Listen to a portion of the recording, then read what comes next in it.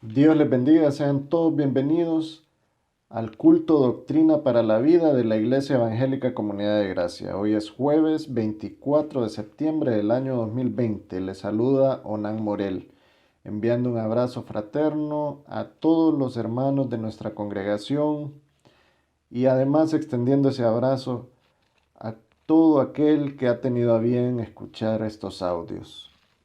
Les invito a que nos ubiquemos en el Salmo número 92. Vamos a leer los primeros dos versículos. Salmo 92, versículo 1 y 2 dice: Bueno es alabarte, oh Jehová, y cantar salmos a tu nombre, oh Altísimo. Anunciar por la mañana tu misericordia y tu fidelidad cada noche. Eso es lo que estamos haciendo en la Iglesia Evangélica Comunidad de Gracia cada vez que realizamos uno de estos cultos, ya sea el de Doctrina para la Vida, o el culto de oración, o nuestros cultos especiales, e igualmente nuestros cultos dominicales. Estamos alabando al Altísimo, cantándole salmos a su nombre y anunciando su misericordia y su fidelidad, ya sea en el día o en la noche. Gloria a Dios. Los invito ahora a que entreguemos este culto en las manos del Señor y que oremos. Inclinemos nuestro rostro. Señor, venimos ante ti muy agradecidos porque tenemos estas instancias en donde podemos edificarnos, podemos crecer juntos como congregación y crecer individualmente también como hijo y como siervo tuyo. Gracias, Señor, porque pertenecemos a esta iglesia en donde estamos aprendiendo de tu palabra, una palabra pura, sin ningún tipo de adulteración, y porque tenemos oportunidad también de servirte en las diferentes instancias de la iglesia. Hay tantas cosas, tantas actividades que se hacen en la iglesia en donde podemos servirte, y es un gran honor porque reconociendo que somos siervos inútiles, a ti te ha placido utilizarnos para desarrollar cualquier tipo de actividad dentro de la iglesia. Ponemos en tus manos este culto, Señor, que lo hemos hecho con mucho amor para ti. Que sea de edificación tanto para nuestra congregación como para todo aquel que tenga acceso a él. Ayúdanos a que este culto pueda difundirse y llegue a esas personas que tú quieres tocar por medio de tu Espíritu Santo. Todo lo ponemos en tus manos, Señor, en el nombre de Jesús. Amén. Continuamos ahora, hermanos, y vamos a alabar al Señor por medio de los himnos al Señor. Así que le invito a que busque su himnario, celebremos su gloria y juntos con el coro de nuestra iglesia entonemos alegres los himnos al Señor. Ahora vamos a entonar el himno 216. Aleluya, gloria a Cristo. El libro de Apocalipsis 1:5 nos dice: Jesucristo es el testigo fiel, el primogénito de los muertos. A Él demos gloria y honra con esta alabanza.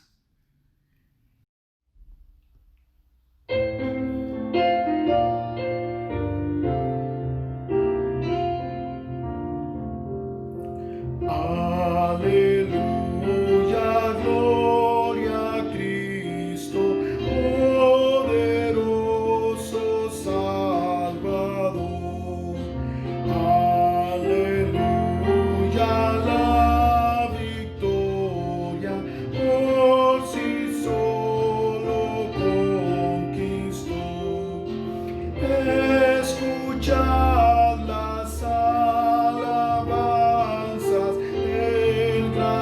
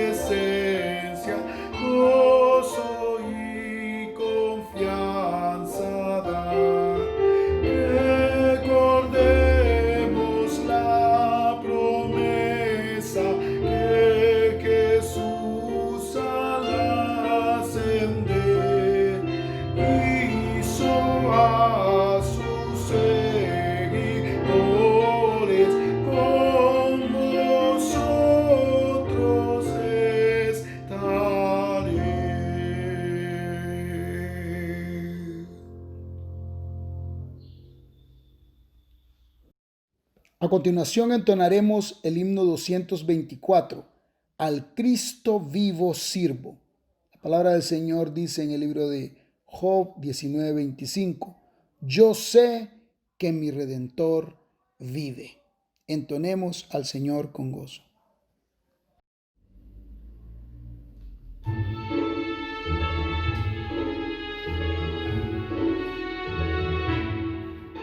Al Cristo vivo sirvo y Él en el mundo está. Aunque otros lo negaren, yo sé que Él vive ya. Su mano tierna veo, su voz consuelo da. Y cuando yo le llamo, muy cerca está. Él vive, hoy vive el Salvador. Conmigo está y me guardará, mi amante Redentor. Él vive, me imparte salvación. Sé que viviendo está porque vive en mi corazón. En todo el mundo entero contemplo yo su amor. Y al sentirme triste, consuélame el Señor. Seguro estoy que Cristo mi vida guiando está. Y que otra vez al mundo regresará. Él vive, hoy vive el Salvador. Conmigo está y me guardará, mi amante Redentor. Él vive, me imparte salvación. Sé que Él viviendo está porque vive en mi corazón. Regocijad, cristianos, himnos entonar, eternas aleluyas, a Cristo el Rey cantar. Ayuda y esperanza el mundo pecador. No hay otro tan amante como el Señor. Él vive, hoy vive el Salvador. Conmigo está y me guardará, mi amante Redentor. Él vive, me imparte salvación. Sé que Él viviendo está porque vive en mi corazón.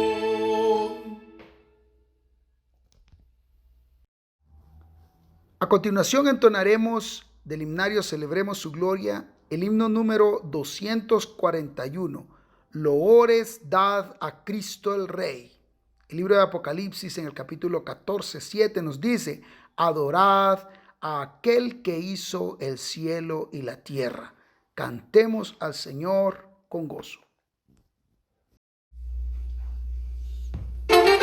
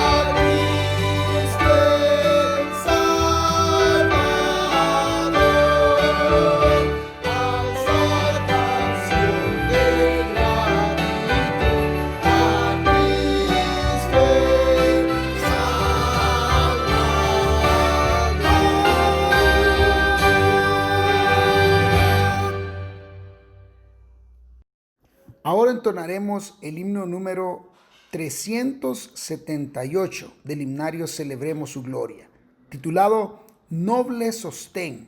El Señor sostiene a los justos, dice el Salmo 37, 17. Cantemos al Señor con gozo.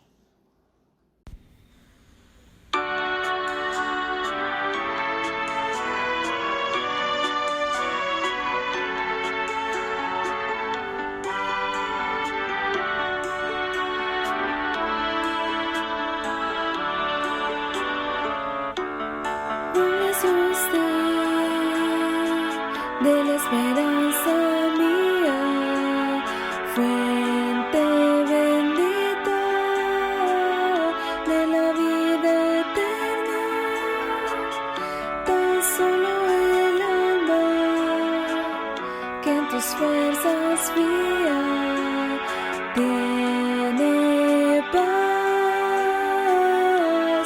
tiene paz.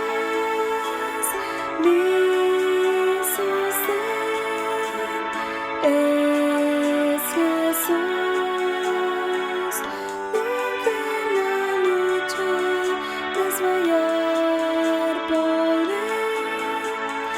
Mi sostén es Jesús, el Señor, nunca en la lucha desmayar por él. Yo soy muy pero en ti soy fuerte, nunca en la lucha desmayar por él. Si tú estás conmigo, ni a la misma muerte temeré, temeré.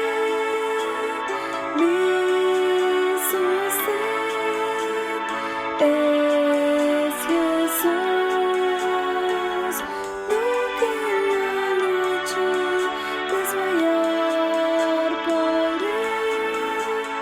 Mi sostén es Jesús, el Señor, nunca en la lucha desmayar por él. Tú eres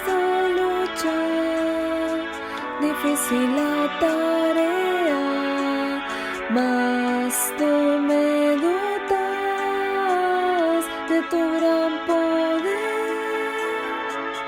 Mi espíritu renuevas con la idea nueva de vencer, de vencer.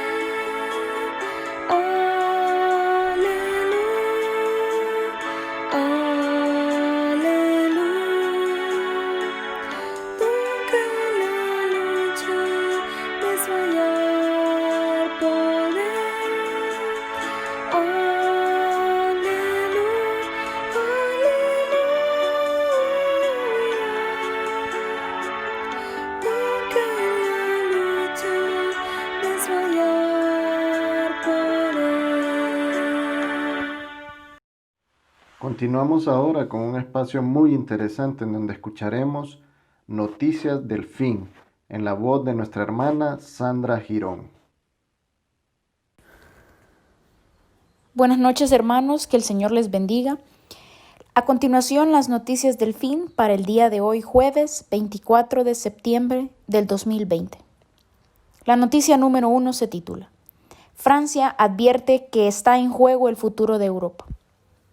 En una entrevista al canal BFM TV, el ministro francés de Finanzas Bruno Le Maire afirmó que un acuerdo es posible y es necesario, y destacó la acción conjunta en la negociación del presidente francés Emmanuel Macron y la canciller alemana Angela Merkel. Explicó que ambos están batallando para convencer a los países llamados frugales, Holanda, Austria, Suecia y Dinamarca, de que es hora de abandonar ciertas concepciones superadas, limitadas, para servir el interés general europeo, lo que quiere decir nuestra independencia y nuestra soberanía. Espero, señaló, que esos países lleguen a superar sus intereses nacionales para entender que hay un interés general europeo, que consiste en poder competir con las grandes potencias que son Estados Unidos y China. Advirtió de que si los europeos no salimos más fuertes de esta crisis con los 500.000 millones de euros de subvenciones a los que se resisten esos 4 países, el retraso que se acumulará con respecto a esas grandes potencias no lo recuperaremos nunca. Por su parte, el ministro alemán de Relaciones Exteriores Heiko Maas indicó en Berlín que se requerirá un enorme esfuerzo para volver a Europa nuevamente fuerte, y aseguró que la solidaridad de todos los estados entre sí rendirá beneficios para todos. Entretanto, el canciller federal austriaco, el conservador Sebastian Kurz, aseguró que se ha acordado una clara reducción de la suma de subvenciones o transferencias directas no reembolsables del Fondo Europeo para la Recuperación tras la pandemia. La noticia número 2 se titula Alemania, la potencia mundial mejor valorada. Estados Unidos en picada. Gallup. Alemania conserva incluso mejor su imagen como potencia mundial en 2019 según una encuesta anual de Gallup. Alemania mantuvo su posición como el país mejor calificado en el mundo por tercer año consecutivo en 2019, mientras que los índices de aprobación de Estados Unidos se mantuvieron muy por debajo de los alcanzados bajo la última administración, según una encuesta de liderazgo global realizada por Gallup. Con un índice de aprobación del 44%, Alemania superó a Estados Unidos por un 11%, debido en parte a la desaprobación del liderazgo estadounidense actual, sobre todo en Europa. La encuesta se realizó antes de que ocurriera la pandemia de coronavirus, por lo cual las opiniones sobre el liderazgo estadounidense podrían caer aún más a medida que el mundo observa con ojos críticos la gestión del brote. Durante la administración de Barack Obama, de 2009 a 2017, Estados Unidos mantuvo el estatus del país más respetado del mundo, con excepción en 2011, cuando dejó el primer lugar a Alemania en las opiniones de los encuestados. Sin embargo, cuando Donald Trump asumió la presidencia, los índices de aprobación de Estados Unidos cayeron en picada 18 puntos porcentuales para un mínimo histórico de 30%. Y la tercera y última noticia se titula Economista suizo cree que China se convertirá en una locomotora que impulsará la recuperación global después de la pandemia. El economista jefe de la Federación Empresarial Nacional Suiza, Economie Suisse, Rudolf Winch, ha declarado que se espera que China desempeñe el papel de locomotora e impulse la recuperación mundial después de la pandemia del coronavirus. El mercado chino se ha convertido en un importante motor de crecimiento debido a su tamaño y su continua expansión, dijo el experto en Xinhua. Un nuevo informe sugiere que la pandemia de coronavirus podría ser 2 veces más perjudicial para la economía global que una guerra mundial. Minch señaló que es absolutamente crucial que China se oponga a cualquier tendencia a revertir la globalización, agregando que el país asiático ha realizado el esfuerzo para establecer un entorno empresarial internacionalizado basado en la ley y orientado al mercado. Asimismo, el economista expresó que, en su opinión, la política económica china hoy en día destaca por el compromiso del gobierno de ampliar la puerta al mundo a pesar de la dificultad derivada de la crisis del coronavirus. Los mercados abiertos son clave para el crecimiento a largo plazo de China y lo son para el resto del mundo, añadió. Estas han sido las noticias para el día de hoy, jueves 24. Que el Señor les bendiga, hermanos. Comenzamos ahora con nuestra información. En primer lugar, les informamos que ya iniciamos nuevamente el proyecto Tamal. Recuerdan, con el fin de recaudar fondos en pro de la construcción de nuestro templo. En esta ocasión serán entregas a domicilio los días jueves, con un costo adicional por el transporte. Para hacer su pedido, comuníquese con la hermana Claudina Martínez al 98 28 4209 y haga su pedido ya. Además, si usted desea apoyar para que juntos hagamos posible la construcción de nuestro templo, puede hacer sus donaciones en las siguientes cuentas de ahorro. En Ban Rural la cuenta es 0270 1010 000 461. En BAC la cuenta es 743 973 411. Y en el Banco Atlántida la cuenta es 014 72 025 7410. Cuando usted haga sus donaciones, por favor confírmelo con la administración de nuestra iglesia al teléfono 95 94 43 57. Puede hacerlo vía telefónica o vía WhatsApp. Ahí quien le contestará es el administrador de la iglesia, el hermano Guillermo Zamora. También lo invitamos a nuestro viernes mensual de oración y ayuno. El día de mañana, viernes 25, en los siguientes horarios: a las 7 de la mañana, el primer devocional; a las 9:30 de la mañana, el segundo devocional; continuamos a las 12 del mediodía con el tercer devocional; y a las 3 de la tarde con el cuarto devocional. A las 6:30 tendremos nuestro culto de oración y será el cierre también de la jornada de oración y ayuno. También lo invitamos a que celebremos juntos el Día de la Biblia.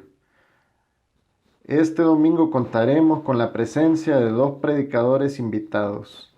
A las 9 de la mañana el pastor Saúl Gómez y a las 11 de la mañana el pastor Mario Fumero. Será este domingo, el 27 de septiembre, en nuestros horarios de culto habituales. Invite a sus familiares y amigos a que puedan compartir con nosotros ese día especial. Continuamos, y si usted desea ofrendar o diezmar vía electrónica o en el banco o en autobanco, puede hacerlo a la cuenta número 11 401 01 57 76-6 del Banco de Occidente. También le motivamos a fortalecer su fe continuando con la lectura bíblica de nuestro plan de lectura anual. Al día de hoy vamos por Miqueas del capítulo 1 al capítulo 4. Además, este librito tiene otras utilidades, dentro de las cuales encontramos nuestra misión y visión, para que usted sepa el direccionamiento que llevamos y en qué nos estamos enfocando con lo que hacemos en cada acción, actividad y ministerio de nuestra iglesia. También está en el librito nuestra declaración de fe, para que usted esté claro en nuestra minuta doctrinal, qué creemos y qué está fuera de nuestra creencia y de nuestra convicción de fe, para que usted tenga respuestas claras de por qué creemos en esto y en esto no, del por qué nuestro orden cúltico y litúrgico es de una manera y no de otra.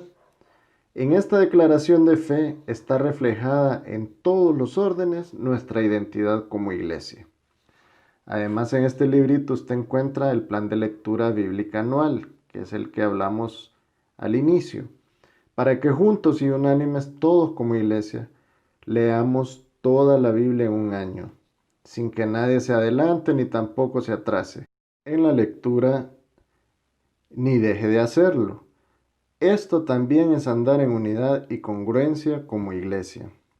El librito también cuenta con la agenda anual de oración por mes y por semana para que usted cultive su vida de oración e incluya en su devocional diario el tema del mes y el correspondiente a cada semana. E igualmente tiene el plan de salvación para que usted y cada uno de nosotros seamos instrumentos del Espíritu Santo para el alcance de las almas por medio de nuestra acción en nuestros barrios, colonias, centros de trabajo y de estudio. Ahora les invito a que compartamos una lectura de edificación. Comenzamos ahora con la lectura de edificación que lleva como título La obra del Espíritu Santo según Romanos 8. Este breve estudio aborda la obra del Espíritu Santo según Romanos 8, donde encontramos características y efectos de su presencia en la vida del creyente. El Espíritu nos libra de la condenación. Romanos 8, 1 y 2. El capítulo 8 inicia así. Ahora, pues, ninguna condenación hay para los que están en Cristo Jesús, los que no andan conforme a la carne, sino conforme al Espíritu.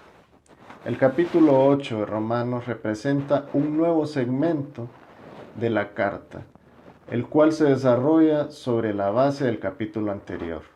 Es por eso que concluye con una acción de gracias por Jesucristo y su obra redentora. En Romanos 7:25 leemos: gracias doy a Dios por Jesucristo, Señor nuestro. Así que yo mismo con la mente sirvo a la ley de Dios, mas con la carne a la ley del pecado. Ninguna condenación.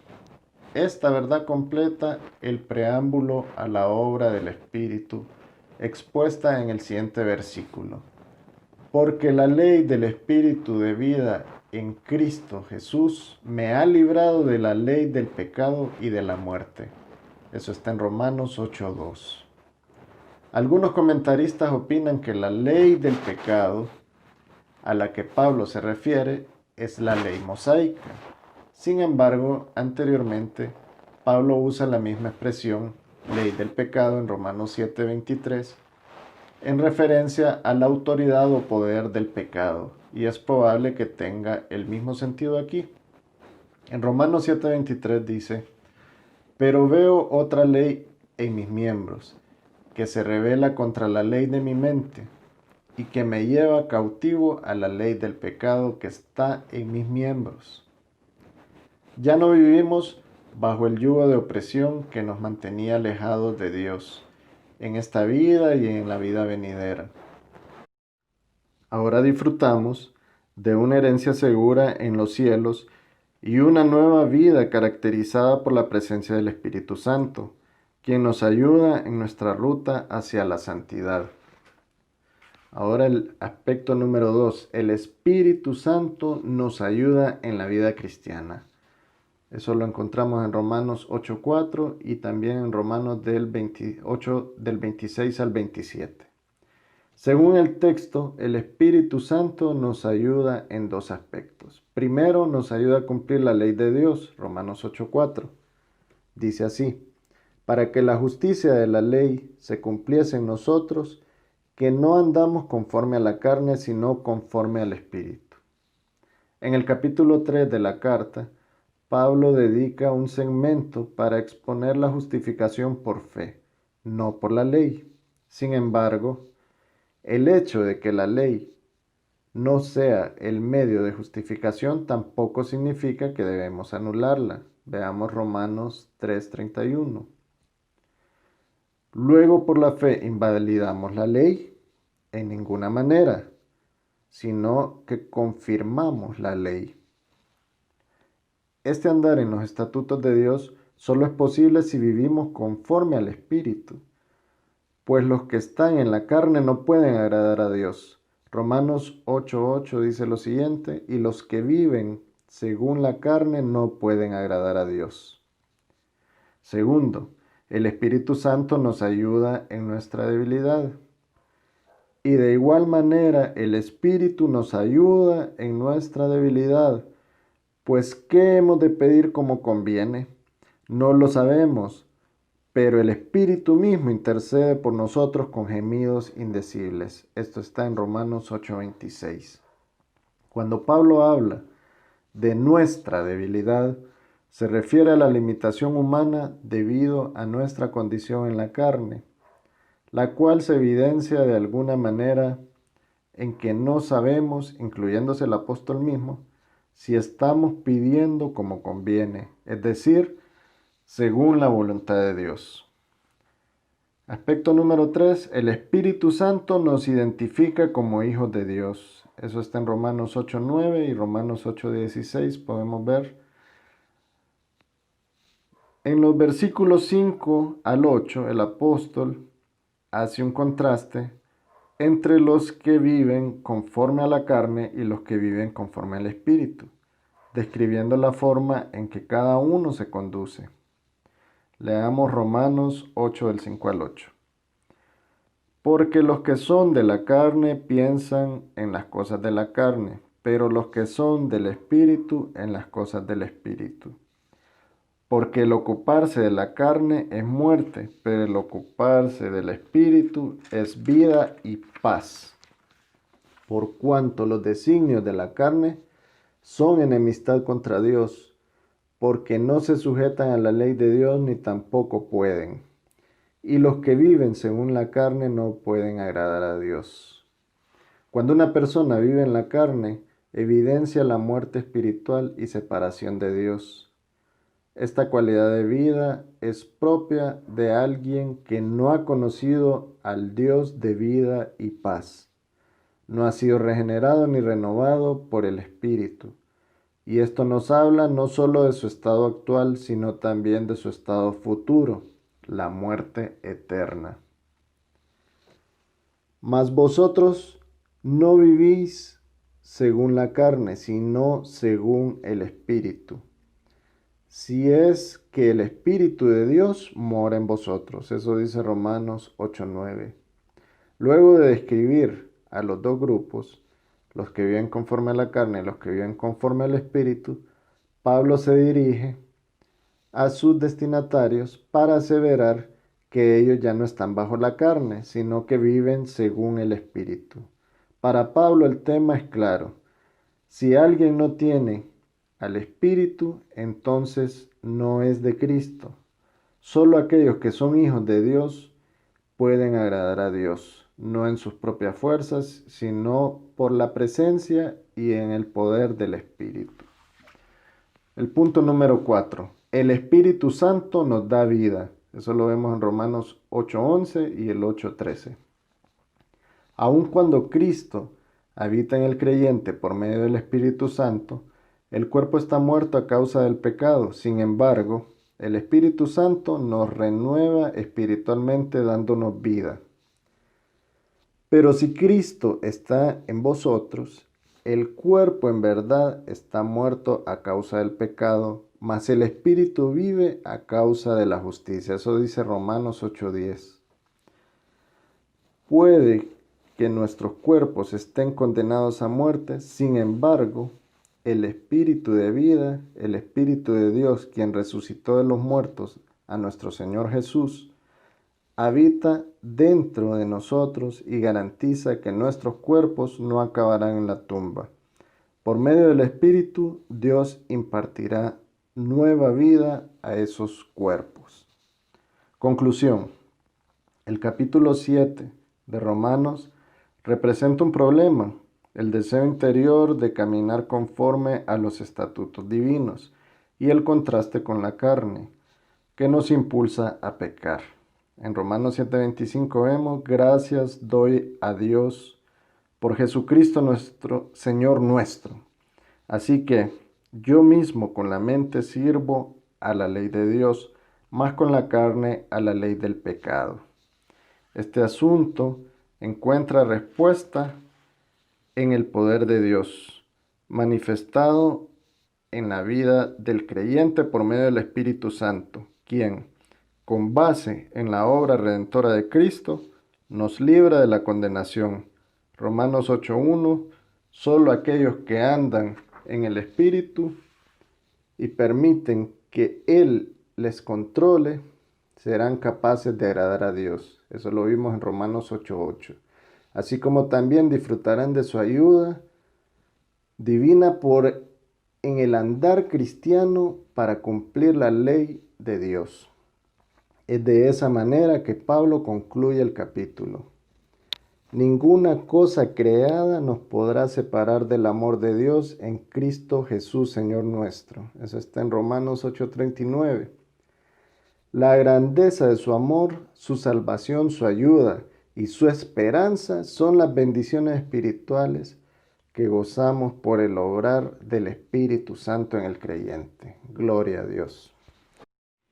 Terminamos con la lectura de edificación y ahora los invito a que entremos al momento del estudio de la palabra del Señor por medio del mensaje que nos trae nuestro pastor Julio Durón, siempre con los estudios de escatología, eventos finales Vamos ahora con el tema la adoración en el milenio, segunda parte.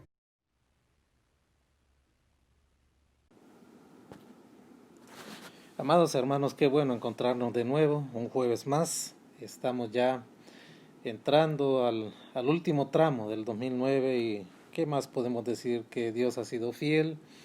Aunque hemos estado sujetos a temores, angustias, a los vaivenes de esta situación difícil que ha representado esta pandemia, pues no podemos dejar de agradecer a Dios porque a pesar de que hayamos sufrido más de alguno contagio, más de alguno haya perdido algún ser querido o alguno de nuestros hermanos haya partido en el Señor, hemos visto su mano sosteniéndonos, guardándonos, preservándonos, librándonos del mal y haciendo que todas las cosas funcionen a bien. Nuestro saludo cariñoso para cada uno de ustedes, sea usted de nuestra congregación o sea un hermano amado de otra congregación que sigue fielmente estos cultos virtuales, reciba nuestro saludo, nuestro abrazo, ahí donde está, y gracias por mantenerse al tanto de nuestros cultos virtuales y sus enseñanzas que les son de bendición, sin lugar a dudas, para que usted lo siga. Y yo les animo a todos para que hagan un efecto multiplicador de estos cultos con sus amigos, compañeros de trabajo, y así sus vidas pueden ser fortalecidas. Mientras no haya forma de congregarnos presencialmente, estos cultos les pueden ser de sostén, de alimento y de bendición.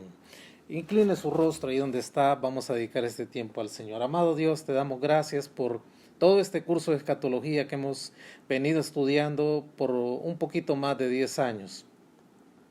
Agradecidos, Padre, porque nos has sostenido jueves a jueves desde que inició la iglesia, desde la lección primera que estudiamos hasta la 42. Ha sido una gran bendición poder desarrollar estos temas y ayudar a nuestros hermanos con la ayuda de tu Santo Espíritu, como hoy la solicitamos, para que nos guíen este estudio esta noche, para poder abrir las ventanas de los eventos futuros y poder a nuestros hermanos en el contexto con una esperanza firme, sólida, bien instruida de lo que nos espera como iglesia.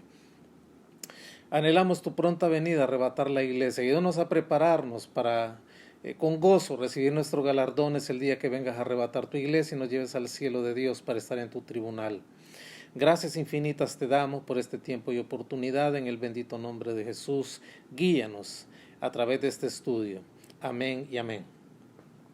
Bien, hermano, hemos reanudado, mejor dicho, nuestro estudio escatológico, nuestro curso escatológico completo, cuyo contenido de sus 42 lecciones de alguna manera vimos el jueves pasado. Si usted quiere ver qué hemos estudiado a lo largo de 10 años y por qué hemos tardado tanto en evacuar esos temas, pues le animo a ver el culto anterior a este, que fue el del jueves pasado, y así usted puede instruirse de toda la temática que hemos venido abordando a lo largo de estos años. Y hoy queremos darle continuidad, como lo reanudamos después de haber estudiado a detalle la doctrina del arrebatamiento, pues hemos reanudado nuestro curso de escatología con la lección 42, que fue la previa a la pandemia, donde estábamos presencialmente estudiando. Y es la adoración en el milenio, en esa fase temporal del reino mesiánico que será en la tierra, de la cual usted y yo somos parte hoy, y que durará un término de 1000 años para luego entrar a su fase eterna, donde el Señor reinará por los siglos de los siglos. Y este tema de la lección 42 es la adoración en el milenio. Y vimos que una vez que el gobierno de Dios sea restaurado en la tierra, será la teocracia de Dios en la tierra perfecta. Ningún sistema político humano, llámese democracia o llámese dictadura o cualquier tipo de gobierno que los hombres pudieran inventar, igualará a la teocracia de Dios, que será el gobierno perfecto de Dios en la tierra, regido con mano de hierro, con vara de hierro, mejor dicho.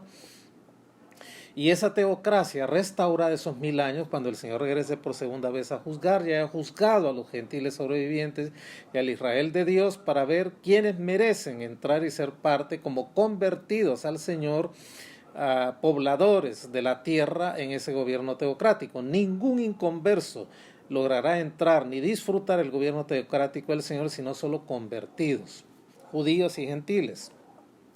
Y una de las grandes características que tendrá ese gobierno será precisamente la adoración. Habrá un centro de adoración en el milenio. Habrá un nuevo templo que los capítulos 40 al 46 de Ezequiel lo describen y describen las tareas de ese templo y quiénes efectuarán esas tareas, qué personajes estarán encargados de la adoración en el milenio y cómo será tal adoración en el milenio. Y para poder ver a detalle esos capítulos de Ezequiel, que es el tema de esta lección 42, pues primero quisimos hacer una introducción viendo muchos pasajes del Antiguo Testamento que describen la adoración en el milenio y la expectativa que tenían los profetas del Antiguo Testamento de este tema de adoración. Cristo estará presente en su gobierno teocrático y el mundo le adorará gloriosamente. Vimos varios pasajes, vamos a iniciar en los pasajes que quedamos el jueves anterior, que era Jeremías 33:11, el verso 18 y luego del 21 al 22. Leamos por favor Jeremías 33:11.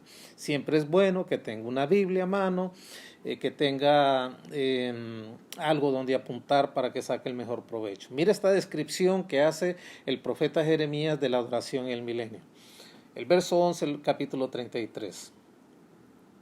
Ha de oírse aún voz de gozo y de alegría, voz de desposado y voz de desposada, voz de los que digan, alabad a Jehová de los ejércitos, porque Jehová es bueno, porque para siempre es su misericordia, voz de los que traigan ofrendas de acción de gracias a la casa de Jehová, porque volveré a traer los cautivos de la tierra como al principio, ha dicho Jehová. Ve usted en esa última frase, volveré a traer a los cautivos de la tierra como al principio, ha dicho Jehová. Esa es una señal de la restauración de Israel previa al gobierno teocrático del Señor. Todo israelita que esté fuera de su tierra será literalmente repatriado, no quedará un tan solo judío convertido en el mundo en otra tierra que no sea su tierra, para que ellos puedan estar presentes y disfruten del reino teocrático del Señor. Y esas son palabras, este verso 11 extrae palabras del Salmo 136.1. Si quiere vayamos a verlo a razón de repaso, que dice exactamente lo mismo, por lo menos las líneas principales esas son. Salmo 136. 1. Alabad a Jehová porque Él es bueno, porque para siempre es su misericordia. Qué palabras más maravillosas. Es un salmo mesiánico que proyecta la adoración que se le dará al Señor en el milenio. Y fíjese qué interesante que esas frases que aparecen en el verso 1, el Salmo 136 y aquí en Jeremías 36:11, que son replicadas, fueron pronunciadas por los judíos cuando regresaron de Babilonia. Cuando terminó el exilio de 70 años en Babilonia y se echaron los cimientos del templo, este Salmo 136.1 fue replicado en sus bocas al momento sublime de esa restauración. Mire lo que nos dice el libro de Esdras, capítulo 3, verso 11. Y cantaban alabando y dando gracias a Jehová y diciendo porque Él es bueno, porque para siempre es su misericordia sobre Israel y sobre todo el pueblo, y todo el pueblo aclamaba con gran júbilo, alabando a Jehová, porque se echaban los cimientos de la casa de Jehová. Mire qué momento más hermoso de adoración, de restauración. El centro de adoración por fin iba a ser puesto de pie después de haber sido consumido por la llama 70 años con la invasión de Babilonia y el posterior cautiverio de Israel. Mire qué escena más hermosa en la historia. Y de igual manera, allá en el milenio, cuando inicie ese milenio y se inicie la era teocrática de Dios sobre la tierra por 1000 años, también habrá una exclamación similar, como dice este texto de Jeremías 33:11. Ha de oírse aún voz de gozo y de alegría, voz de desposado y voz de desposada, voz de los que digan alabad a Jehová de los ejércitos, porque Jehová es bueno, para siempre su misericordia, voz de los que traen ofrendas de acción de gracias a la casa de Jehová, porque volveré a traer a los cautivos de la tierra como al principio. Esa va a ser una de las grandes razones para desatar esa era de adoración en el milenio. Todo Israel repatriado en la tierra, y por supuesto el gran objeto de la adoración es el Señor por su grande bondad al haber permitido esa repatriación. Vamos también al siguiente verso, a los versos 17 y 18 de este mismo capítulo. Nos dice así: porque así ha dicho Jehová, no faltará a David varón que se siente sobre el trono de la casa de Israel, ni a los sacerdotes y levitas faltará varón que delante de mí ofrezca holocausto y encienda ofrenda y haga sacrificio todos los días. Mire que aquí se notan dos aspectos del gobierno. El verso 17 se nos habla del gobernante del milenio, que es el Mesías de Dios, Cristo Jesús, quien va a presidir la teocracia de Dios en la tierra. Él es el descendiente más insigne de la casa de David. Y el verso 18 se nos dice que sacerdotes y levitas tampoco le faltará varón que están delante del Señor ofreciendo holocausto, encendiendo ofrenda, que haga sacrificio todos los días. O sea, no va a ser restaurado el sistema antiguo testamentario de sacrificios, sino que va a haber levitas glorificando a Dios y haciendo tareas en el milenio, en el templo que se construirá y que describe Ezequiel capítulos 40 al 46. Habrá adoración al Señor permanente en el templo que se construirá, recordando el sacrificio único y perfecto de Cristo en la cruz del Calvario. Maravilloso pasaje este. Dios hizo un pacto con David, prometiéndole que alguien de su descendencia se sentaría en su trono y presidiría el gobierno de Dios sobre la tierra. Ese pacto usted lo puede encontrar completo en segundo libro de Samuel, capítulo 17.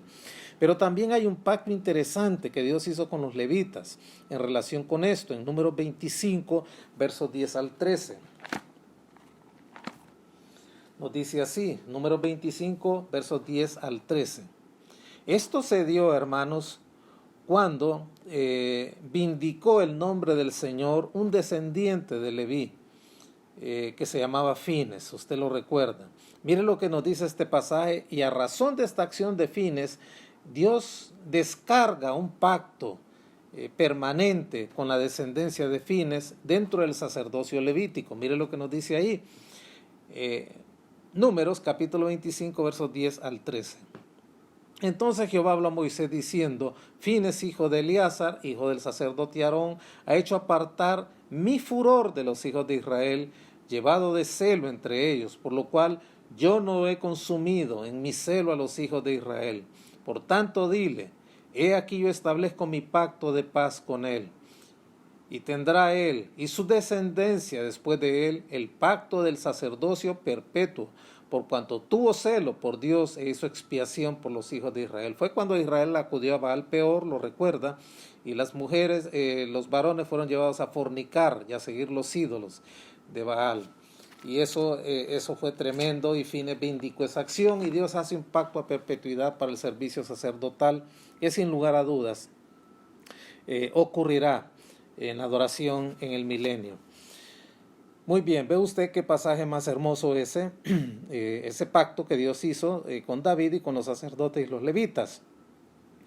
Y esa promesa que el Señor hizo a David y a los sacerdotes, dice el pasaje, realmente va hasta el verso 22, será tan cierta como la aparición indudable de la noche y del día, y como el número incalculable de las estrellas y de los granos de arena. Eso nos dice en cuanto a esa promesa que Dios hizo con firmeza a David y a los levitas, los versos de aquí de Jeremías 33, vamos a ver ahí los versos 21 al 22. Nos dice así: podrá también invalidarse mi pacto con mi siervo David para que deje de tener hijo, que reine sobre mi trono, y mi pacto con los levitas y sacerdotes mis ministros. Como no puede ser contado el ejército del cielo, ni la arena del mar se puede medir, así multiplicaré la descendencia de David mi siervo y los levitas que me sirven. Dos acciones imposibles de contar: las estrellas de los cielos. Aún el hombre con todos sus instrumentos de medición y de vista de largo alcance no ha logrado encontrar los términos del universo, haciendo esa acción imposible y también los granos de la arena del mar es imposible contarlos. De igual manera, si alguien pudiera establecer el número exacto de las estrellas que existen en el vasto universo construido por Dios y contar toda la arena del mar que se encuentra en el planeta Tierra, entonces sí se podría invalidar, dice el Señor, la descendencia de David, su siervo, y de los levitas que le sirven. Por lo tanto, como ambas acciones son imposibles de hacer, esto es una manera de mostrar la firmeza del pacto que Dios hizo con estas dos instancias. Y nos hablan claramente de que habrá gobierno teocrático por un descendiente de David, que es el Señor Jesucristo, y la adoración en el milenio que será ministrada por los levitas, tal como lo muestra el texto que leímos de Números 25 del 10 al 13. Pasemos ahora a un texto de Ezequiel 20 del 40 al 41. Ezequiel 20 del 40 al 41. Vamos a ver qué nos dice ahí. Ezequiel capítulo 20, versos del 40 al 41.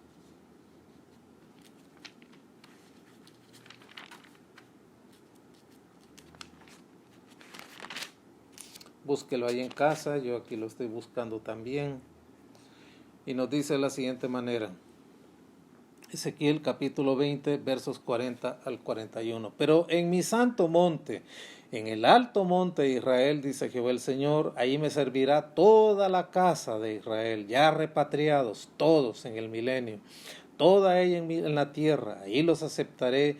Ahí demandaré vuestras ofrendas, las primicias de vuestros dones, con todas vuestras cosas consagradas, como incienso agradable os aceptaré cuando os haya sacado de entre los pueblos y os haya congregado entre las tierras en que estabais esparcidos, y seré santificado en vosotros a los ojos de las naciones. Ve usted que la adoración en el milenio previamente tiene que existir la repatriación de todo Israel. El remanente convertido tiene que estar presente en su tierra en el milenio para poder adorar al Señor, ya con un corazón renovado, ya con nacido de nuevo y restaurados espiritualmente, como fue el tercer gran pacto eterno de Dios, el nuevo pacto donde les promete un nuevo corazón y quitarles el corazón de piedra. La reunión prometida en el reino terrenal del Mesías, allí en Israel, será en esa misma tierra, la tierra de Palestina, la cual Dios prometió a Abraham como herencia perpetua, y desde la cual fueron esparcidos por su desobediencia, pero Dios se la prometió a sus descendientes, Abraham, Isaac y Jacob. Eso usted lo puede ver en el libro de Génesis en reiteradas ocasiones, como Génesis 12:7, por ejemplo. Y ahí todos los israelitas en esa tierra que Dios les prometió estarán arrepentidos, serán salvos, un remanente convertido, y van a servir al Señor de todo corazón, y van a ser una sola nación unida que se dedicará a rendir adoración al Señor de manera completa. Mire lo que nos dice, por ejemplo, el capítulo 27 de Ezequiel, versos 22 y 23. Ezequiel 27, verso 22 y verso 23. Nos dice de la siguiente manera. Ezequiel capítulo 27, verso 22 y verso 23. Los mercaderes de Sabá y de Ramá fueron también tus mercaderes, con lo principal de toda especiería y toda piedra preciosa y oro, y vinieron a tus ferias. Arán, Can, Edén y los mercaderes de Sabá y de Siria, de Quilmad, contrataban contigo. Esa es una descripción, hermanos amados, de lo que va a ocurrir en ese lugar. Cuando ya Israel esté restaurado, habrá abundancia de todo aquello que los pueblos vecinos puedan traer para adorar al Señor. Y también podemos ver algo de esto en Isaías 11:13. Vamos a ver Isaías 11:13. Y se disipará la envidia de Efraín. Mire, allá en el verso, en los textos anteriores que vimos de Ezequiel, recién leímos, todos los pueblos podrán traer sus mercaderías a causa de ese espacio de paz y de adoración que habrá en esa tierra. Y se disipará, nos dice Isaías 11:13, la envidia de Efraín y los enemigos de Judá serán destruidos. Efraín no tendrá más envidia de Judá, ni Judá afligirá a Efraín. Todo esto será parte de ese escenario que propiciará la adoración al Señor en el milenio. Y todo Israel va a ser una unión, una nación unida que se dedica a rendirle adoración al Señor. Eso está claramente establecido en este texto de Ezequiel capítulo 20 versos 40 al 41. Pero podemos ir también al libro de Zacarías. Zacarías es el penúltimo libro de la Biblia. Zacarías capítulo 6 versos 12 al 15. Zacarías capítulo 6 versos 12 al 15. Vamos a leer ahí.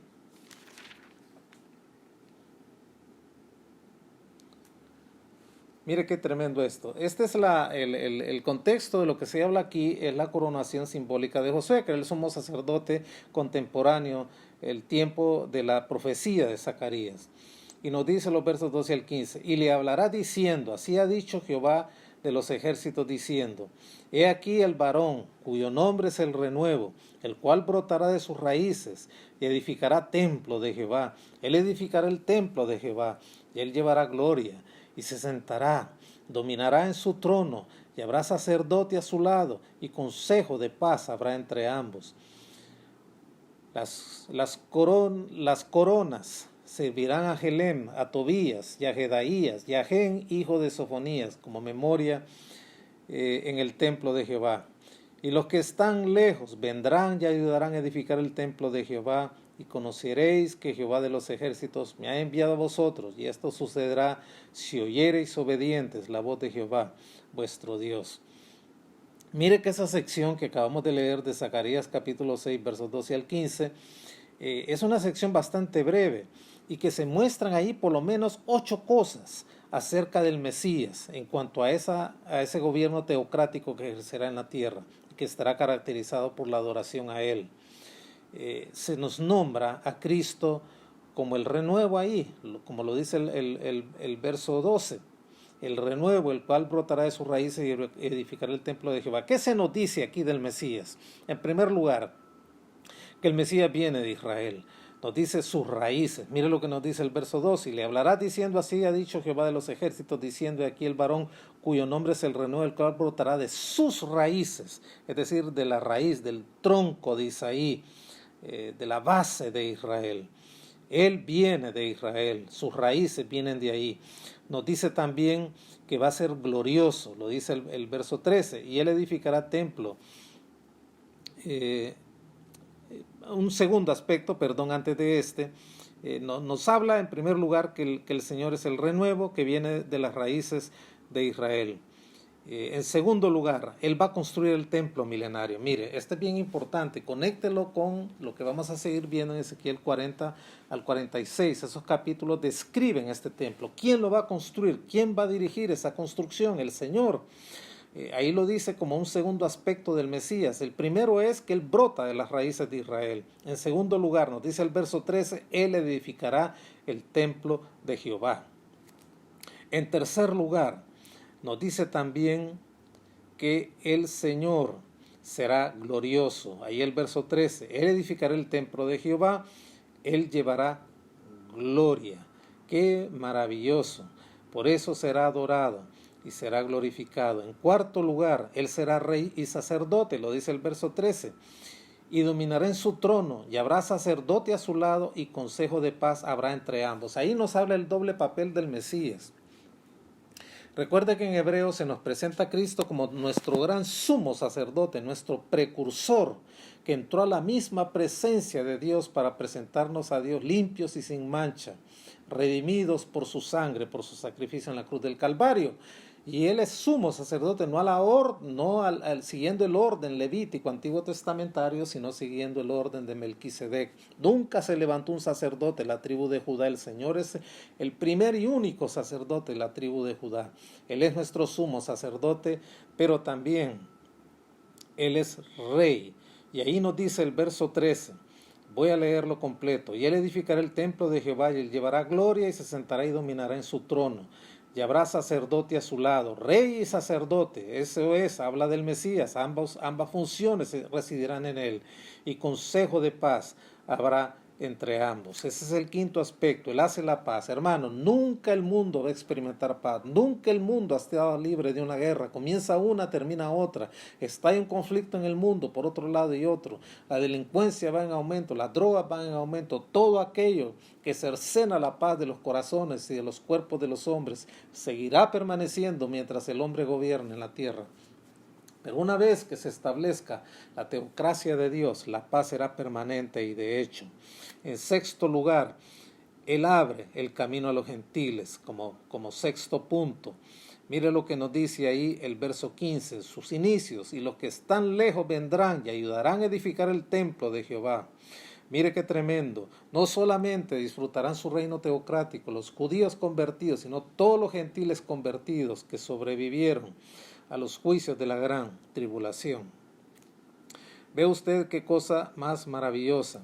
En séptimo lugar, Él va a corroborar la palabra del Señor. La parte B del verso 15 lo dice, y conoceréis que Jehová de los ejércitos me ha enviado a vosotros, porque la palabra del Señor dice claramente que el Mesías vendría como raíz, como renuevo de la raíz de Judá, como dice el verso 12. Y en octavo lugar, otro aspecto que nos nombra aquí, Él va a demandar obediencia, como dice el verso 15 al final. Y esto sucederá si oyereis obedientes la voz de Jehová vuestro Dios. Repito, estos versos 12 al 15 nos hablan de ese aspecto de la adoración al Señor en el milenio, en su teocracia, y nos habla de esas 8 aristas acerca del Mesías. Viene de Israel en primer lugar. En segundo lugar, va a construir el templo milenario. En tercer lugar, Él va a ser glorioso. En cuarto lugar, va a ser rey y sacerdote. En quinto lugar, hará la paz. En sexto lugar, abrirá el reino para los gentiles.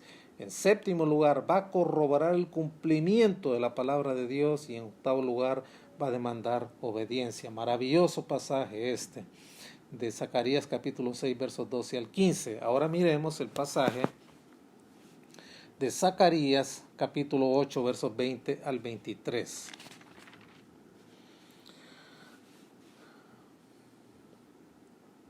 Zacarías capítulo 8 versos 20 al 23. Así ha dicho Jehová de los ejércitos, aún vendrán pueblos y habitantes de muchas ciudades, y vendrán los habitantes de una ciudad a otra, y dirán, vamos a implorar el favor de Jehová y a buscar a Jehová de los ejércitos, yo también iré.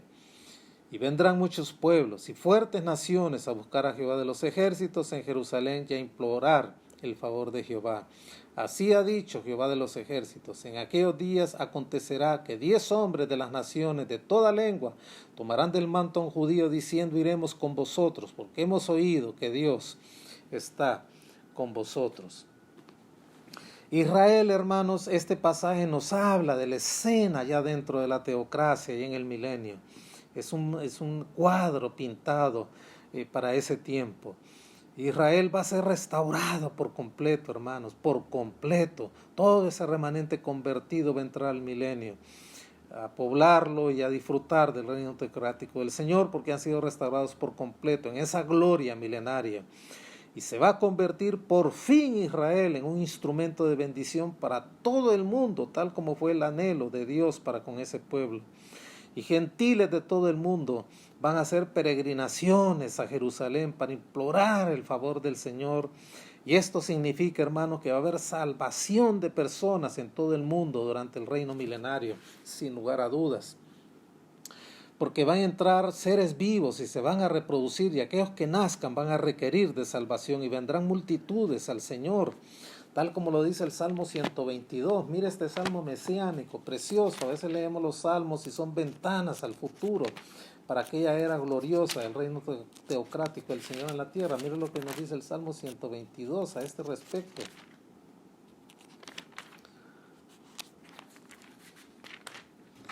Mire qué maravillosa descripción la que hay aquí. Salmo 122. Es como una ventana ese momento de adoración al Señor en ese lugar. Miren lo que dice aquí. Yo me alegré con los que decían, este es un salmo mesiánico, hermano, habla de la adoración en el milenio, en el gobierno teocrático del Señor. Yo me alegré con los que me decían, a la casa de Jehová iremos. Nuestros pies estuvieron dentro de tus puertas, oh Jerusalén. Jerusalén que se ha edificado como una ciudad que está bien unida entre sí. Y allá subieron las tribus de Jehová. Mire qué ventana al futuro más hermosa, conforme al testimonio dado a Israel, para alabar el nombre de Jehová, porque allá están las sillas del juicio, los tronos de la casa de David. Pedid por la paz de Jerusalén, sean prosperados los que te aman. Sea la paz dentro de tus muros y el descanso dentro de tus palacios. Por amor de mis hermanos y mis compañeros, diré yo, la paz sea contigo. Por amor a la casa de Jehová nuestro Dios, buscaré tu bien. Qué hermoso pasaje este, sinceramente. Ese será el cumplimiento de todos los gentiles que irán a adorar al Señor y harán esas peregrinaciones a Jerusalén, a ese templo que se construirá para adorar al Señor en cumplimiento al Salmo 122 que hemos leído. Y luego nos dice el verso 23 de Zacarías capítulo 8, versos 20 al 22. Mire lo que nos dice ahí, el verso 23. En aquellos días, ¿cuáles son esos días? ¿Qué dice el Ezequiel 8:23? Así ha dicho Jehová de los ejércitos, en aquellos días acontecerá que 10 hombres de las naciones de toda lengua tomarán del manto a un judío diciendo, iremos con vosotros, porque hemos oído que Dios está con vosotros. Esos serán los días en que será inaugurado, hermanos, ese reino teocrático, ese reino milenario en la tierra gloriosa. Y los judíos serán en verdad, ya en esa era, los mensajeros de Dios, como fue el propósito original de Dios, y van a traer multitudes a Dios. Mire qué interesante la descripción que nos da este verso 23 de Zacarías 8. Así ha dicho Jehová de los ejércitos, en aquellos días acontecerá que 10 hombres de las naciones de toda lengua tomarán del manto a un judío diciendo, iremos con vosotros, porque hemos oído que Dios está con vosotros. Como los judíos van a ser los mensajeros de Dios, eficaces en ese gobierno teocrático, van a traer multitudes al Señor. Y ahí nos da la proporción de 10 a 1, hablándonos, hermanos, de la cantidad inmensa que vendrán de gentiles al Señor. Y el Mesías que va a estar presente en medio de Israel durante su gobierno teocrático de 1000 años será la mayor atracción del mundo, sin lugar a dudas, al ver que los judíos son tan bendecidos en su reino. Las personas de todo el mundo, gentiles de todo el mundo, de todas las naciones, van a exigir que se les permita acudir para conocer y adorar al Rey y al gran Salvador en su gobierno de 1000 años. Maravilloso pasaje este. Y por último, vamos a ver allá al final del libro de Zacarías, capítulo 14, versos 16 al 21. Nos dice así, y todos los que sobrevivieren de las naciones que vinieron contra Jerusalén subirán de año en año para adorar al Rey, a Jehová de los ejércitos, a celebrar la fiesta de los tabernáculos. Y acontecerá que de las familias de la tierra que no subieren a Jerusalén para adorar al Rey, Jehová de los ejércitos, no vendrá sobre ellos lluvia. Y la familia de Egipto no subiere y no viniere, sobre ellos no habrá lluvia. Vendrá la plaga con que Jehová herirá a las naciones que no subieran a celebrar la fiesta de los tabernáculos. Esta será la pena del pecado de Egipto y del pecado de todas las naciones que no subieran para celebrar la fiesta de los tabernáculos. En aquel día estará grabado sobre las campanillas de los caballos, santidad a Jehová. Y las ollas de la casa de Jehová serán como los tazones del altar, y toda olla en Jerusalén y Judá será consagrada a Jehová de los ejércitos, y todos los que sacrifiquen vendrán y tomarán de ellas, y cocerán en ellas, y no habrá en ella en aquel día más mercader en la casa de Jehová de los ejércitos. Maravilloso pasaje este pasaje, hermanos, es de gran importancia porque revela que van a entrar gentiles con vida, convertidos al milenio. Todo incrédulo va a quedar fuera del milenio, tanto judío como gentil, incrédulos no van a entrar ahí, pero este pasaje nos dice que sí van a haber muchos gentiles entrando con vida al reino milenario del Señor al lado de los judíos convertidos. Ese remanente convertido que va a salir de las naciones harán sus peregrinaciones anuales a Jerusalén para adorar al Señor y celebrar aquí específicamente la fiesta de los tabernáculos durante el milenio, en conmemoración al día cuando el Señor hizo tabernáculos en Israel durante su estadía en el desierto. Lo recuerda cuando salieron de Egipto. Esa fiesta era el último de los 3 festivales principales del periodo de la peregrinación, allá que nos habla Levítico 23. Y en este caso, la fiesta de los tabernáculos marcaba la recolección de las últimas cosechas al final del año y suministraba un tiempo de regocijo. En el milenio, la fiesta de los tabernáculos servirá para celebrar la presencia del Mesías entre su pueblo y la restauración gozosa de Israel, que incluirá también la unidad de las naciones, algo nunca visto. Aquellos que se niegan a ir a adorar al Señor a Jerusalén van a experimentar sequías y plagas. Y lo trágico es que el mundo va a rechazar a Cristo como Salvador y Rey allí en el milenio a causa de los nuevos que vayan naciendo físicamente, a fin de unirse para una guerra final contra Él allá al final del milenio, solo para ser destruidos ipso facto por el Señor y lanzados para siempre en el infierno, como lo detalla el final del capítulo 20, en especial el capítulo 20 de Apocalipsis, versos 7 al 15. Nos dice el verso 16 de Zacarías 14: y todos los que sobrevivieran de las naciones que vinieran contra Jerusalén subirán de año con año para adorar a Jehová, al Rey, a Jehová de los ejércitos, y celebrar la fiesta de los tabernáculos. Fíjense que el trasfondo histórico de estas fiestas solemnes eran 7. Usted las encuentra en Levítico 23, y también en Números 29, también en Deuteronomio 16, si usted apunta y lee. Y además de la fiesta de los tabernáculos, sabemos que en el milenio, por la palabra de Dios, también se van a celebrar 2 fiestas más de las 7. 3 van a permanecer en el milenio: la de los tabernáculos y la fiesta del nuevo año, que nos habla Ezequiel 45, y la fiesta de la Pascua, que está también descrita allí en Ezequiel 45. 3 fiestas se van a seguir celebrando en el milenio, y después vamos a ver por qué.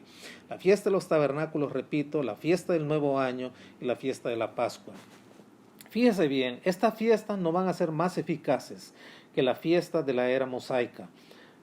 Esto es bien importante. Estas 3 fiestas que se van a seguir celebrando en el milenio no van a ser más eficaces que la fiesta de la era mosaica, las 7 instaladas, o la cena del Señor, que es nuestra fiesta de la era eclesiástica, ya que todas esas fiestas, tanto las del Antiguo Testamento como la de la era de la iglesia, que es la cena del Señor, solo cumplen funciones simbólicas, y bien sea como anticipación o como recordación de un solo hecho, el sacrificio único que Cristo ofreció en el Calvario de una vez y para siempre. Entiéndase esto: estas fiestas, estas 3, la fiesta de los tabernáculos, la fiesta del nuevo año y la fiesta de la Pascua, no van a ser más eficaces que de la era mosaica o nuestra fiesta de la era de la iglesia, que es la cena del Señor, porque todas estas fiestas, tanto las de la era mosaica como la cena del Señor, solo cumplen funciones simbólicas, sean como anticipación y recordación del sacrificio único de Cristo en la cruz del Calvario. Y el verso 17 nos dice: y acontecerá que las familias de la tierra que no subieran a Jerusalén para adorar al Rey Jehová de los ejércitos, no vendrá sobre ellos lluvia. La temida sequía será el castigo suficiente para aquellos que se nieguen a subir a adorar al Señor a estas fiestas en el milenio, porque privará al pueblo del agua que es el sustento de la vida. Los versos 20 al 21 nos dicen: en aquel día estará grabado sobre los campanillas de los caballos santidad a Jehová, y las ollas de la casa de Jehová serán como los tazones del altar, y toda olla en Jerusalén y Judá será consagrada a Jehová de los ejércitos, y todos los que sacrificaren vendrán y tomarán de ellas, cocerán en ellas, y no habrá en aquel día más mercader en la casa de Jehová de los ejércitos. Fíjese bien, hermanos, en la vestimenta del sumo sacerdote había en su diadema, recuérdele usted, una grabadura de sello que decía Santidad a Jehová, para demostrar que era un hombre apartado para el servicio de Dios. Eso usted lo puede encontrar aquí mismo en Zacarías 3:5 y también en el libro de Éxodo en el capítulo 28, en los versos 36 y también en Éxodo 39:20. Pero nos dice aquí que también las cosas ordinarias, como las campanillas que adornaban los pescuezos de los caballos, y las ollas y los utensilios comunes en Jerusalén serán tan santas como aquella diadema que usaba el sumo sacerdote en su cabeza y que tenía la inscripción Santidad a Jehová. Y todos los utensilios comunes en el milenio van a ser tan santos como esa diadema que portaba el sumo sacerdote en su cabeza. Y los tazones del altar también, que eran consagrados y que se utilizaban en los sacrificios. No va a haber necesidad en el milenio, en todo su sistema de adoración para el Mesías, hermanos, no va a haber necesidad alguna de hacer distinciones entre lo sagrado y lo profano, entre lo santo y lo secular. Todas las cosas en el milenio, todo utensilio, por sencillo que sea en su uso, estarán apartados para el servicio del Señor y para el servicio de su reino glorioso. Mire qué tremendo esto. Tan santa como era la diadema que utilizaba el sumo sacerdote, que tenía grabadas las palabras Santidad a Jehová para demostrar que era un hombre apartado para el servicio del Señor, también las cosas ordinarias como las campanillas de los caballos que adornaban los cuellos de los caballos, las ollas y los utensilios comunes van a ser tan santas y tan consagradas como esa diadema y como los tazones del altar que se utilizaban en los sacrificios. No va a haber necesidad de distinguir entre esto es para uso santo y esto no, esto es para uso santo, este es para uso profano, porque todo en el milenio, absolutamente todo instrumento va a estar consagrado para adorar al Señor. Y nos dice el verso 21, para ir cerrando este estudio, y toda olla en Jerusalén y en Judá será consagrada a Jehová de los ejércitos, y todos los que sacrificaren vendrán y tomarán en ellas, y cocerán en ellas, y no habrá en aquel día mercader en la casa de Jehová de los ejércitos. Fuertes palabras estas. Fíjense que esta es una referencia, sin lugar a dudas, a los cananeos, los heteos, los jebuseos, los heveos, los refaitas y todos esos clanes y esas tribus que habitaban Jerusalén y que fueron expulsadas por Josué al momento de tomar posesión de la tierra. Y la gran caracterización de esos pueblos cananeos, hermanos, es que sus pueblos y su idiosincrasia, su manera de vivir, era representativa de personas que nunca poseyeron limpieza moral o espiritual y que van a ser excluidas de entrar en el templo milenario. Antes de que Israel conquistara la tierra prometida, los cananeos, esos cananeos paganos, infames, habitaban la tierra, que ofrecían sacrificios de sangre, que tenían una multitud de ídolos, que era una depravación moral sin precedentes, que quemaban los niños a Moloc, y todo su sistema de adoración y sus dioses era abominación a Dios, y Dios no hubo manera de reformar a esa gente sino barrerla de la tierra, y el Señor le ordenó a Israel deshacerse de ellos por completo y nunca entrar en pactos ni en componendas con ellos. Ellos eran los que habitaban esa tierra que ahora Israel ocupa, y que un día el remanente repatriado de todos los términos de la tierra, transformados sus corazones, convertidos al Señor, volverán a ocupar en toda la extensión como el Señor se la entregó a Abraham en posesión perpetua. Y esos cananeos la habitaban. Y por esa razón, hermanos, ese término de llamar cananeo a alguien era un término proverbial en Israel. Se convirtió en un término proverbial para hacer referencia a toda persona moralmente degenerada y ceremonialmente inmunda que no podrá acceder a adorar al Señor en el milenio. Vamos a cerrar leyendo nuevamente este texto de Zacarías 14, versos 16 al 21. Y todos los que sobrevivieren de las naciones que vinieron contra Jerusalén subirán de año en año para adorar al Rey.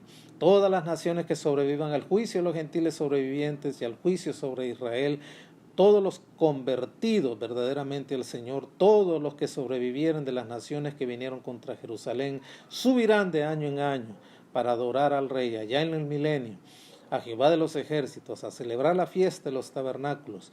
Y acontecerá que los de la familia de la tierra que no subieren a Jerusalén para adorar al Rey Jehová de los ejércitos, no vendrá sobre ellos lluvia. Y si la familia de Egipto no subiere y no viniere, sobre ellos no habrá lluvia. Vendrá la plaga con que Jehová herirá a las naciones que no subieren a celebrar la fiesta de los tabernáculos. Esta será la pena del pecado de Egipto y del pecado de todas las naciones que no subieren para celebrar la fiesta de los tabernáculos. En aquel día estará grabado sobre las campanillas de los caballos, santidad a Jehová, y las ollas de la casa de Jehová serán como los tazones del altar, y toda ella en Jerusalén y Judá será consagrada a Jehová de los ejércitos, y todos los que sacrificaren vendrán y tomarán de ellas, y cocerán en ellas, y no habrá en aquel día más mercader en la casa de Jehová de los ejércitos. Y finalicemos buscando, por favor, amados hermanos, Isaías capítulo 66, verso 23. Isaías capítulo 66, verso 23, para terminar esta introducción a nuestra lección 42, la adoración en el milenio. Vamos a leer en Isaías 66, 23. Isaías 66, 23. Dice así: y de mes en mes, y de día de reposo, vamos a ver, y de mes en mes, y de día de reposo en día de reposo, vendrán todos a adorar delante de mí, dijo Jehová. Toda la humanidad, amados hermanos, todos aquellos gentiles y judíos creyentes que entren a poblar el milenio y ser parte del reino teocrático del Señor en la tierra, todos van a participar de la adoración del Señor en los tiempos estipulados durante la fase temporal de 1000 años del reino mesiánico del Señor. Muy bien, vamos a llegar hasta aquí por hoy. El próximo jueves vamos a estudiar el primer aspecto de esta lección 42. Una vez que hemos terminado su introducción, vamos a estudiar el primer aspecto, que es el templo en el milenio.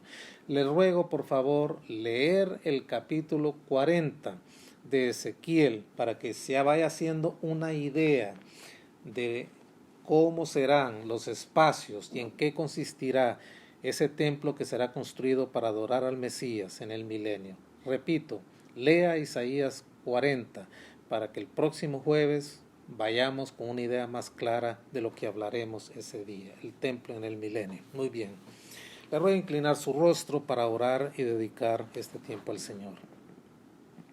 Amado Padre, te damos gracias infinitas por la gran bendición de poder llegar a nuestros amados hermanos. Yo te ruego, Padre, que bendigas esta palabra que ha sido enseñada en sus corazones, en sus mentes, la hayan podido comprender y haya acrecentado su esperanza y anhelen tu pronta venida.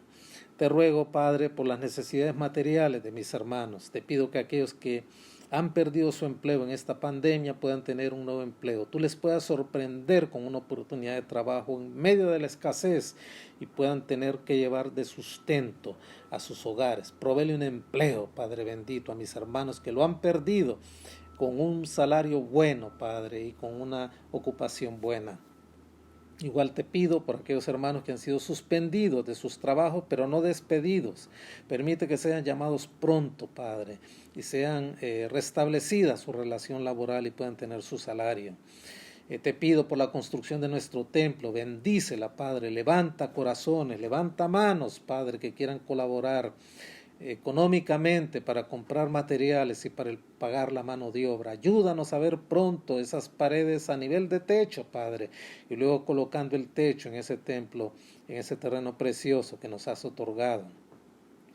Igual te pido, Padre, por mis hermanos que tienen infección de COVID, permite que salgan pronto, las próximas pruebas den negativas en ello y sus órganos internos queden sin compromiso alguno y sin secuelas, Padre. Ayuda a mis hermanos que están tratando con secuelas del COVID, salieron, ya están sanos de ello, pero tienen secuelas. Sánalos, Padre bendito. Y te ruego también consuelo, Padre, eficaz. Y te ruego confort en los corazones de aquellos hermanos que han perdido sus seres queridos durante esta pandemia. Consuela sus corazones, llévalos de la mano en su proceso de luto hasta que salgan bien librados y con aceptación y consuelo de Dios en sus corazones. Así oramos, Padre, dándote gracias en el bendito nombre de Jesús. Amén y amén. Un abrazo, hermanos, los espero el próximo jueves. Los dejo con mi amado hermano. Damos gracias a Dios por esa palabra preciosa que hemos escuchado el día de hoy. Ahora les invito, hermanos, a que en actitud reverente presentemos nuestras ofrendas y diezmos al Señor. Inclinemos nuestro rostro. Señor Dios Todopoderoso, tú mereces toda la honra y toda la gloria. Tú quien nos has provisto de la salvación, sin nosotros tener algún mérito para merecerla. Eres un Dios todopoderoso que sabemos que día a día nos bendice y de esas bendiciones, Señor, venimos ante ti, a presentarlas a ti, para que sirvan para el desarrollo y el sustento de tu obra. Venimos ante ti a presentar nuestras ofrendas y nuestros diezmos, reconociendo que son frutos de todas esas bendiciones que tú nos has dado. Te pedimos también por todos los proyectos de nuestra congregación, para que puedan seguir adelante, seguir su curso, y al final sean siempre para honrarte y para edificar al cuerpo de Cristo. Ponemos en tus manos estas ofrendas, Señor, recíbelas, porque las damos con mucho amor, en el nombre de tu Hijo amado Jesús. Amén.